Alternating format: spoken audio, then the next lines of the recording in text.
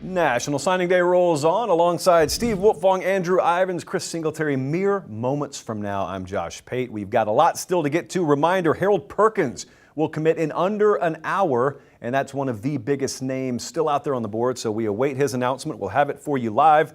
But in the meantime, we wanted to go back up to the Big Ten. We talked a lot of SEC, hit the Pac-12. We just hit the ACC. How about some conference superlatives here in the Big Ten? And to do that, we welcome in Chris Singletary. I'm stalling because I had to pull up the list in front of me. So, Chris Singletary, I want you to start the same way we did in the ACC. Top overall class and what your thoughts are there. The top overall class in the Big Ten is the Ohio State Buckeyes. They had a tremendous year. They're one of the teams that are over the 300 threshold.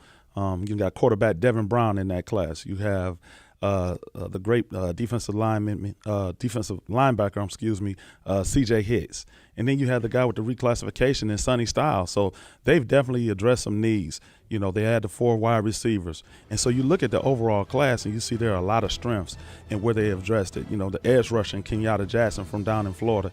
And then they went to Duncanville and got Omari Abor. And so, you know, you got some nice players that will be able to fit for Larry Johnson in that defensive front. And then with the new defensive coordinator, I'm sure he's excited with his scheme and the guys that he has that are playmakers to be able to fit all across the board. And it's interesting because this Ohio State class is still very highly ranked. We haven't talked about them as much because there hasn't been a lot of signing day action, but as Chris just mentioned, it's a really solid class here. Yeah, I mean, Chris brought up Kenyatta Jackson. That's a kid I've been tracking for years right down here in South Florida.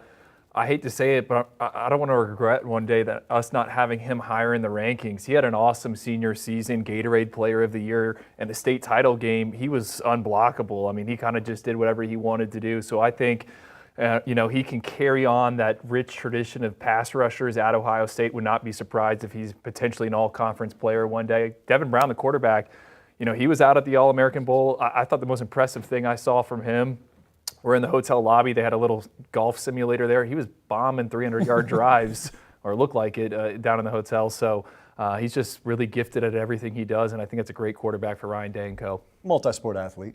Yeah, multi-sport athlete. What about a surprise class here, Chris? Oh, with the surprise class, I have the Indiana Hoosiers.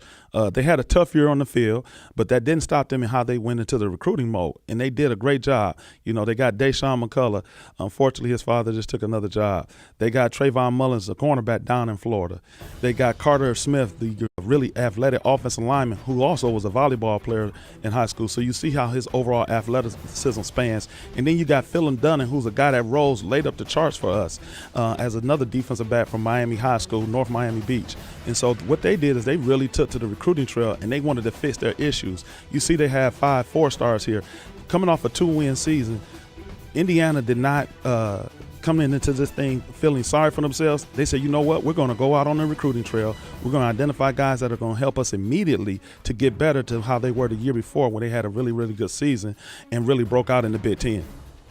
And Indiana sitting there at number 21 overall right now, which I know it's not going to get the lofty praise of Texas A&M. That's very noteworthy because that's Indiana football. Yeah, it is. I mean, they had a difficult run of things here in 2021. Yeah. What I like about Indiana's class is they've got 7 guys from the Sunshine State and guys that I all think are, legitimate, high upside players. And I was talking to Tom Allen when he was out on the road recruiting, and he's like, my whole staff's out on the road tonight down here in Florida. I'm like, why? And he's like, there are more guys in a 5-mile radius than there are in the entire state of Indiana. They've invested so much resources into recruiting the Sunshine State, and it's paying off. Travell Mullen at the top of the list, younger brother of Tywan Mullen.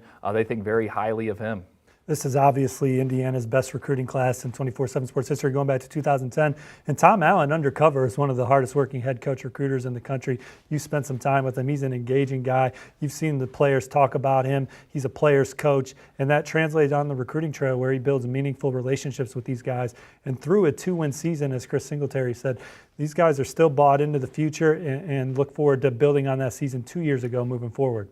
Xavier, who am I sleeping on? Where is the sleeper class in the Big Ten right now? You're sleeping on the Iowa Hawkeyes. They did some great things. One was keeping Xavier and Walker at home.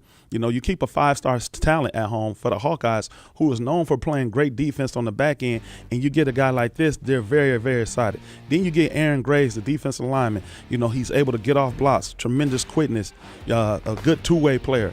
And then 2 of the other guys are like the running back and Caleb Johnson, who is a dynamic runner who in the wintertime, they want to pound you with him.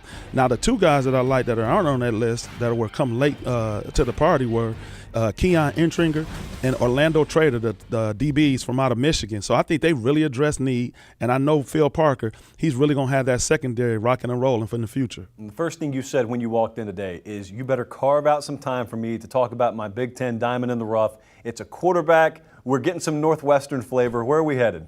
We're heading to Northwestern. So this guy was a Notre Dame baseball commit. And so Jack Lausch is now going to Northwestern. He had a great senior season. He was the Chicago Sun-Times Player of the Year. He was the Chicago Catholic League Player of the Year.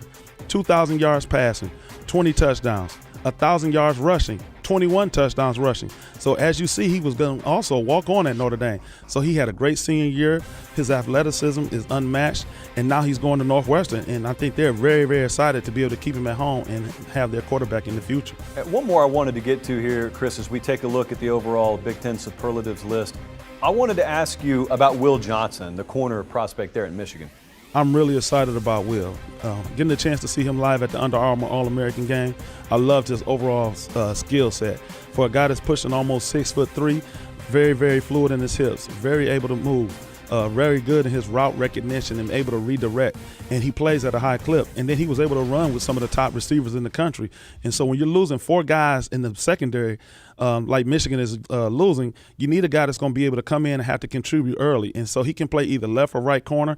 And if they're paying those teams that like to spread you out and still throw the ball around, he can line up and be a defender for you in the slot. So I'm really excited about Will Johnson. Good stuff there from Chris Singletary. Hey, one of my favorite trips I took this year, Wilfong, was East Lansing. First time I've been there. We got to get Michigan State some love. What's the latest? Well, the Spartans went from number 46 last year to number 22 this year. The transfer portal was a big point of emphasis for Mel Tucker 2 cycles ago, but here in this cycle, it's all about building that foundation with the high school football recruits, and they did a great job. Alex Van Summeren's a maniac of a defensive lineman, 6'3", 300-pound guy at the point of attack that they beat Texas A&M for, one of the few losses that the Aggies had on the trail, but they kept him in state. Jaden Mangum was an All-American defensive back.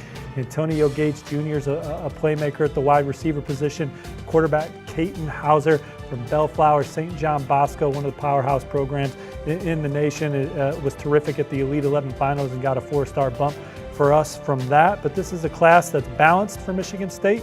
It's one that's full of guys that help their teams win big on the high school level, and it's guys that are going to contribute to that culture Mel Tucker and company are building. Really good stuff there. Appreciate it. That's a quick swing around the Big Ten. We've still got swings to go across the entire landscape of college football recruiting, including Harold Perkins' commitment. It's not just recruiting anymore, it's a commitment time. In the next hour will be our final hour. 24/7 Sports National Signing Day rolls on YouTube and here on CBS Sports HQs. Do you want a sports network that delivers everything that matters about the game? The highlights, the picks, the instant analysis, no yelling, no fake debates, no politics. Hit the subscribe button and never miss a moment.